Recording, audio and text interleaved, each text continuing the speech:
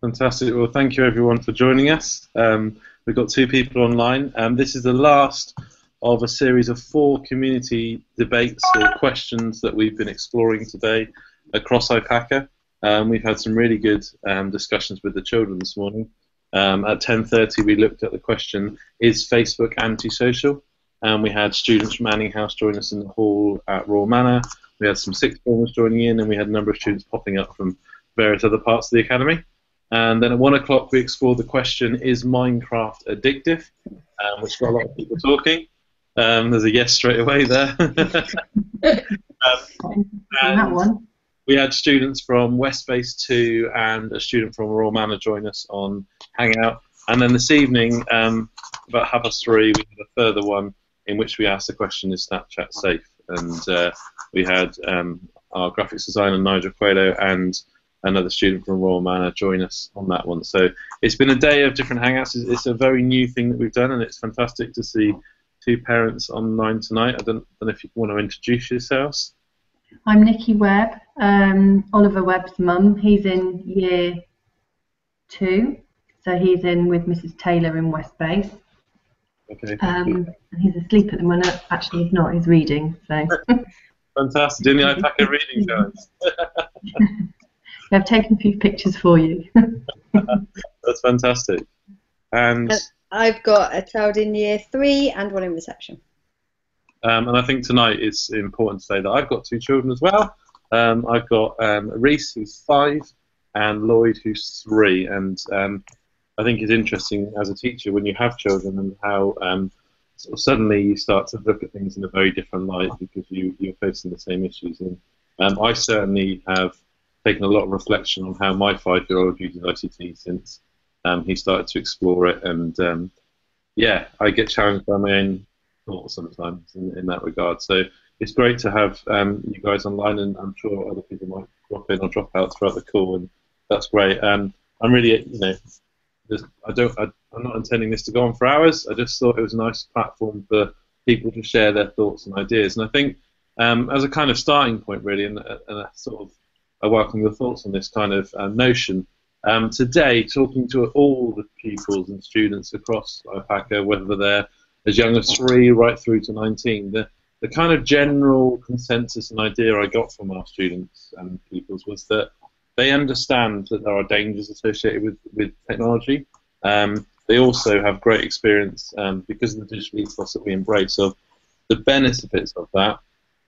And they could identify, that Facebook at times can be fairly antisocial if you don't use it appropriately. They could unpick that Minecraft is completely addictive for some, and that the issue of Snapchat being unsafe was also discussed. And I suppose as parents, what are our thoughts on those notions that there are dangers out there, and how do we manage at the moment? How do we manage our children's use of the internet? And I don't know, Melissa, I don't know if you want to go first in terms of how you find it as a parent. I think as a parent, it's really important that we kind of model to our children what's acceptable behaviour when it comes to online use. Whether Facebook's antisocial. As a parent, I'm not going to sit at the dinner table checking my phone and using Facebook, as I wouldn't expect my children to. So as long as I'm modelling a positive message for them and showing them how we should use things at home, I think that's one way to go about it. Secondly, I think is that it's really important to have a very open environment when it comes to using ICT at home. We don't have computers in bedrooms here. They're in a social space, so that's really important. We talk about what we're doing online. We share what we're doing online. It's a very open discussion point, and I think that from a very young age, my children are still quite young, I'm hoping that if we instill that from a young age, and this is something that can move them forward as they get older and exposed to other things online. I think that's a really good point, and I think it is increasingly becoming challenging to keep that element of ICT in a public space, because I certainly remember going back, say, 5 years, giving e-safety presentations and talks to parents. I would always say, make sure you put your desktop computer in your living room so that it's always there. But technology is now much more mobile. Students have a wider range. Children have a wider range of things that they can access on internet. We're getting to wearable technology. That's progressing things further. And I think that throws up its own kind of interests and challenges moving forward. Yeah, I couldn't agree more. It's really hard to imagine what, as my children personally become teenagers, it's really hard to imagine what they're going to be using. Yeah, I'd agree. I don't know how you find it, Vicky. Well, we've put restrictions on iPads and things like that, and that's quite hard to manage because we want him to access Google, but we don't want him to access all the strange, horrible stuff that you get, with. I think we've put his limitations down to something like age 12, but then on his iPad he can't then access Google, so it's very difficult. It's finding a balance. We haven't found the right balance yet. No, I can see that. It's hard to find that balance. Yeah, we've put restrictions on the iPads and things like that, but we haven't actually found the balance because we want him to access stuff for school, but actually with the restrictions we've put on there, he can't actually access what we need him to access for school. So it's difficult. It's a difficult one. But we've restricted screen time and all that kind of stuff. But I'm quite interested in the internet safety, and I'm quite interested in finding out about whether Minecraft is addictive or not, because conversations we have regularly. It's really interesting talking to students today and trying to get them to think of ways. They were quite quick and almost juvenile to say, yes, Minecraft's addictive, I'm addicted, and they don't quite understand what that word means, what addicted means. And I think there's some work that we can do in school in unpicking all that. When you get home, are you running to get the computer to go onto Minecraft? And it's almost like a craving, isn't it? You have to go on it and feed your hunger for the game, kind of thing. And the students came up with some really good ideas of how they can reduce that. They talked about making sure their parents were aware of how much they were using and exploring ways that they could self-regulate by setting their targets. And in fairness, some of this is really good in practice and isn't necessarily always applied. But I think having those open, honest dialogues as a starting point are good. And I think the fact that what we're all talking about is particularly with the three of us here, is starting it when they're very young, and not being afraid to explore and to test things out and to try things. I know from my sons, in terms of access to technology, they'll always if they've got access to everything, they'll always have that's not necessarily the most educational, but the most high-paced, energetic, engaging content. So my sons will go on will always open CBD that rather than opening a phonics game, for example. It's always that kind of thing. I don't know if that's the same for other people or not. It's an easy option as well, isn't it? And it's familiar. I think that there's some very attractive apps for children, and I think we have to. I still appreciate that the good old BBC is. There's an educational element to lots of those CBeebies games, and fair enough if that's the place that they want to play. I don't expect the iPad to replace the reading I do at home with him. I'm still going to do those traditional kind of parenting things. But if my son or daughter wants to go on CBeebies and play Alpha Blocks or Auctionauts games, and that's absolutely fine with me. I know it's a safe website. They're going to be absolutely fine with it. They know how to navigate it. It's all about the limit their use. It's not a babysitting service. They're not there the whole time. And also remember to have if my child's playing on a tablet or a device, and it's really important to have communicate with them, talk to them about what they're doing. They can learn a lot from that, and it can be a two-way discussion, two-way conversation as well. That's really important. And obviously, it's important to remember, I suppose, the benefits of technology, as well as the risks. And I know because you've posted some pictures recently, Melissa, of your children talking to grandparents on FaceTime and reading stories and things like that, and that's a real benefit, isn't it?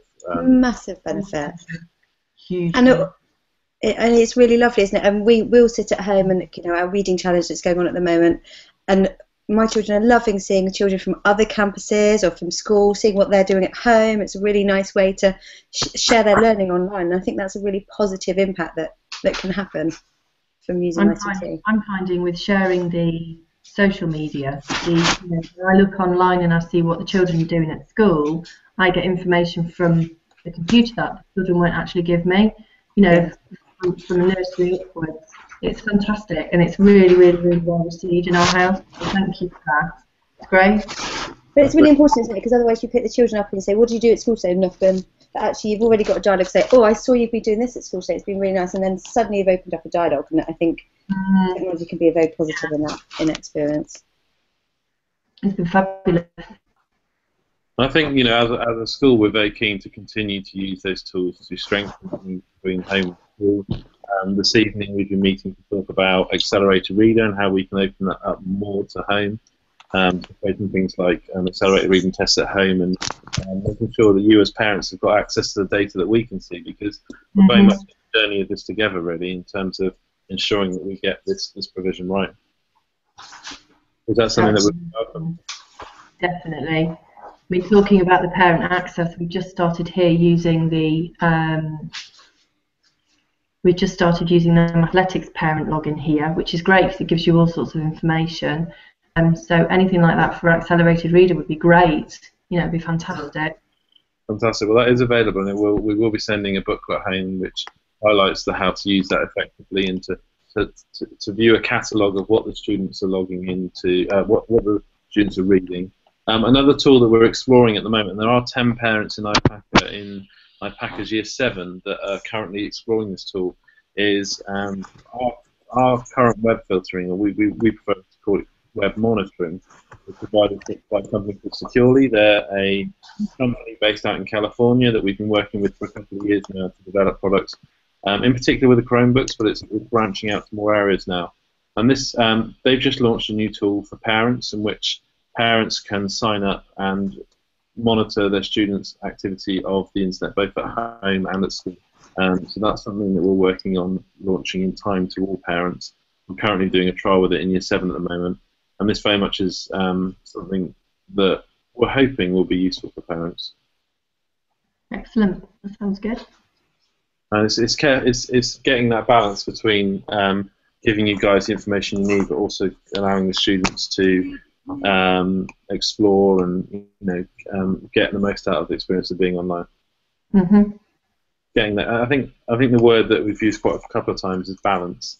Getting that balance right. Yeah, really important. I think making sure that you've got that balance, and also you remember that as a parent you're ultimately in control of what your children are doing, and it is down to you how safe they are online. We can have guidance, but it's down to you to help look after them, make sure they're staying safe, I think.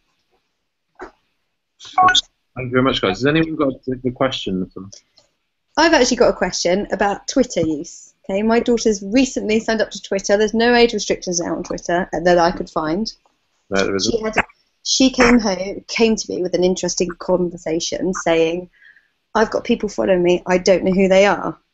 Okay. We've done a lot of e-safety work at home. She knows not to open emails, she knows all this e-safety stuff we teach her at school and at home. And I went, I don't really know where to go with that. Yeah, she loves it. She loves it networking. Yeah, I would strongly recommend for a child under 13 that you use there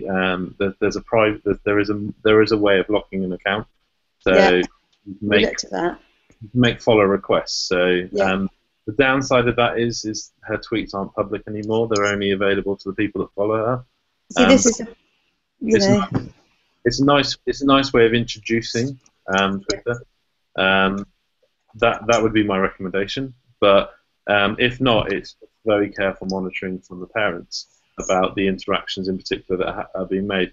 In some respect, the following isn't so bad as long as what's being posted is e-safe.